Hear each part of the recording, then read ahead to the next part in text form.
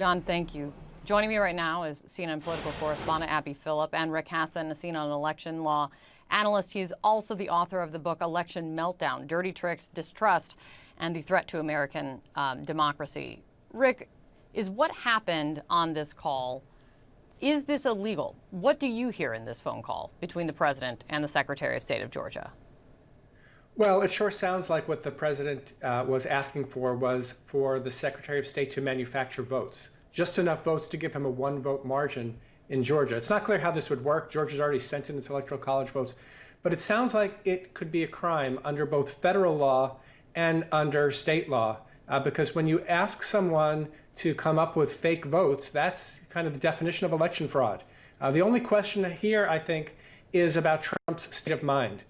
If, in fact, he actually believes the kind of nonsense that he's been spouting about fraud and that this would not be manufacturing votes, but actually righting a wrong, maybe he could make that kind of defense. But I certainly think there's enough for Georgia and federal prosecutors to look at as to whether or not this actually is a crime. Abby, let me play what the Secretary of State of Georgia, Brad Raffensperger, said about this, about also what he told the president, but he talked about it this morning. Let me play this. The data that he has is just plain wrong. He had hundreds and hundreds of people, he said, that were dead that voted. We found 2. That's an example of it. Just he has bad data.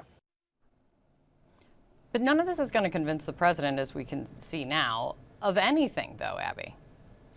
Yeah, and I think that Brad Raffensperger is actually being incredibly polite and diplomatic by saying that the president has bad data. The president is using information that he has gleaned from the internet that is completely invented in nature, and he has no interest in finding out the truth because he's only interested in burrowing deeper and deeper into these conspiracy theories.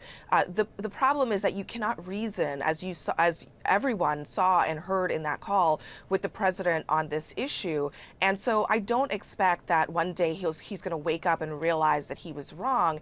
I think it is going to come down to the people around him and Republicans in Washington to make a decision about whether they want to be aligned with the kind of ravings of the president on this call or with the truth. And what you're hearing from people like Ted Cruz and Josh Hawley is basically, oh, well, people are saying that there's fraud going on, or people are saying that there's something nefarious happening. And the reason that they're doing that is because they know that there's no evidence of these claims. And as Rick said, I don't know if the president knows or not. I don't think he really cares what the truth is. He just wants to win at the end of the day. It's his job to know if he really cares. I mean, it's his job to know. And he has the access to all the information to find out. As we've said, as you have pointed out at many points and many different issues throughout his presidency, he has access to this information on all different fronts and chooses not to look at it. Rick, Politico is reporting, Rick, that after the Georgia call, the president joined another call with officials from 4 other battleground states. And the way Politico puts it is to talk about allegations of voter fraud in the presidential election. And I'm curious if the president's jumping on other calls, maybe with legislators, maybe not secretaries of state. Regardless, is he jumping on calls on Saturday as well with other states, pushing this exact same thing because he's going to stick with his same script as he often does? Does this new set of facts, does it make the whole thing better or worse, Rick? In terms of his criminal liability, I mean, I think it really goes to his state of mind. He is pulling out all the stops to try to get a change in the election result. But the important thing to note is that the states have counted the votes. The electoral college votes in each state have been certified. Those certified votes have been sent to Congress, and they're going to be counted on Wednesday. And while there's going to be some noise made by people like Ted Cruz and others, there may be some hours of debate. At the end of the day, none of what Trump is doing is going to affect the election outcome. What it does do is put him in potential legal jeopardy. And he could still be impeached, and he could be impeached after he leaves office. In a way to disqualify him from running for office again in 2024. So he's not out of the woods yet based on this conduct.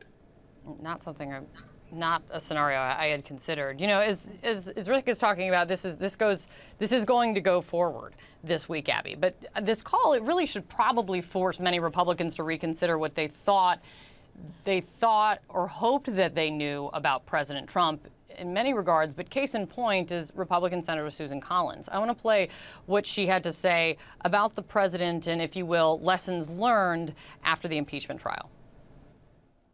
I believe that the president has learned from this case. What do you believe the president has learned? The president has been impeached. That's a pretty big lesson. There has been criticism by both Republican and Democratic senators of his call. I believe that he will be much more cautious in the future. Abby, clearly he was not. No, obviously not. And that was apparent when Susan Collins made those comments at that time. But what is even more striking about this moment is that this call with Brad Raffensperger is basically like a Ukraine call part 2. It's the same type of behavior that the president is using, trying to strong arm someone into doing something that is either unethical at best or illegal at worst. And it clearly shows that President Trump has not been chastened by any of this. In fact, he's been emboldened. And what you're seeing actually is Republicans now falling even more in line now than they did around the time of impeachment, which is, I think, the scary part of this whole situation. Yeah. Abby, Rick, thank you very much.